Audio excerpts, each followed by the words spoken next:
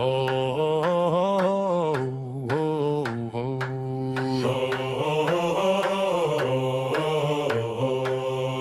paytlar dengizga bir kema çıktı. Kemaning nomi biliyordi.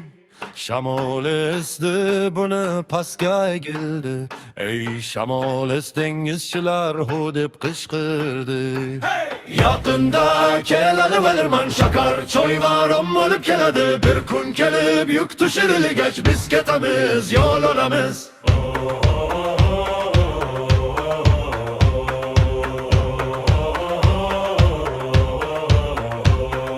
Qirg'oqdan chiqib 2 hafta ham bo'lmadi. Uning ustiga o'ng tomondan kit chiqdi. Kapitan hammani chaqirdi va qasam ichdi. Bu kitni olaman dedi u.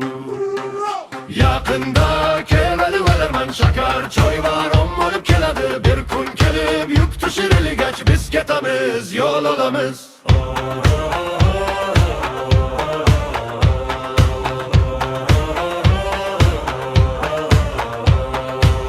Qanday chiziq kesilmadi, kit ham qo'yib yuborilmadi. Kapitan fikri ochko'z emas edi. U kit baliqchi edi, buning ishi edi. Kit qo'lga tushmaguncha ketmasdi. Yaqinda keladi Valerman shakar choy va rom olib keladi. Bir kun kelib yuk tushirilgach biz ketamiz, yo'l olamiz.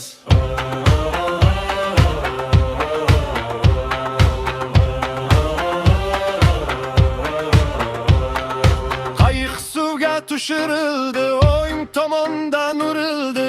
U bilan kurash davom etdi. Kit sho'ng'idi, qayiq deyarli axtarildi. Hammani suvga tashlashga o'z qoldi. Yaqinda keladi Valerman shakar choy va rom olib keladi. Bir kun kelib yuk tushirilgach biz ketamiz, yo'l olamiz.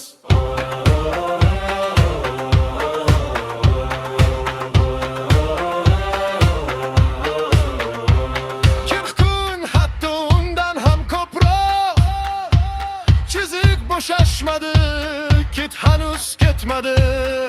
Valerman muntazam yetkazib turdi. Shakar choy va romni. Yaqinda keladi Valerman shakar choy va rom olib keladi. Bir kun kelib yuk tushirilgach biz ketamiz, yo'l olamiz.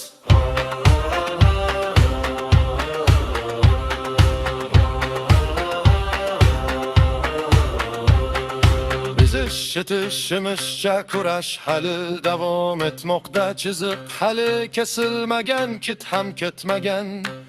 Valerman doimiy qo'ng'iroq qiladi. Kapitan, ekipaj va hammasiga. Yaqinda keladi Valerman shakar choy va rom olib keladi. Bir kun kelib yuk tushirilgach biz ketamiz, yo'l olamiz.